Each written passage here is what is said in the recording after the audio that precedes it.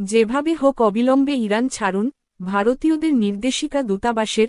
হ্যাঁ বন্ধুরা, ইরান আর আমেরিকার যুদ্ধ প্রায় আসন্ন, আর সেই দিকটা মাথায় রেখে ইরানে বসবাসরত ভারতীয়দের ইরান ছাড়ার নির্দেশ দিল ভারতীয় দূতাবাস।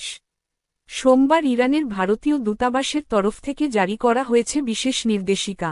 সেখানে বলা হয়েছে, বর্তমানে ইরানে থাকা সকল ভারতীয় নাগরিকদের নির্দেশ দেওয়া হচ্ছে, যেভাবে হোক আপনারা দ্রুত ইরান ছেড়ে বেরিয়ে যান।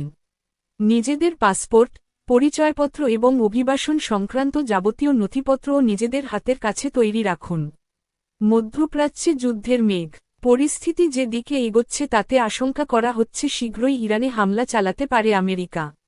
এই পরিস্থিতিতে ইরানে বসবাসকারী ভারতীয়দের দ্রুত দেশ ছাড়ার নির্দেশ দিল দূতাবাস।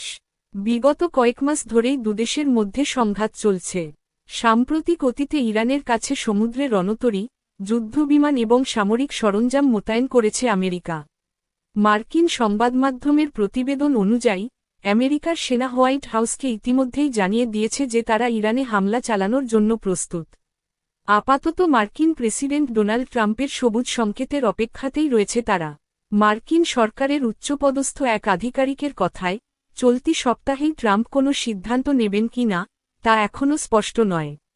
তিনি গোটা পরিস্থিতি গভীরভাবে পর্যালোচনা করছেন।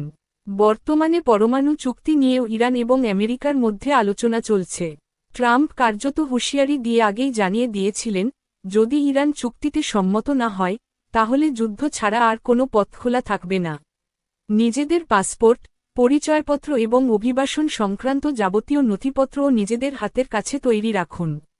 ইরানে যে সমস্ত জায়গায় বিক্ষোভ হচ্ছে, সেই স্থানগুলি এড়িয়ে চলুন। যে কোনো সমস্যায় তেহরানের ভারতীয় দূতাবাসের সঙ্গে যোগাযোগ করতেও বলা হয়েছে ওই নির্দেশিকায়। একই সঙ্গে দূতাবাসের তরফে চালু করা হয়েছে হেল্পলাইন নম্বরও। বন্ধুদের মধ্যে শেয়ার করে সবাইকে অবগত করুন, এবং এমন আরও ভিডিও পেতে চ্যানেলটি সাবস্ক্রাইব করুন। ধন্যবাদ।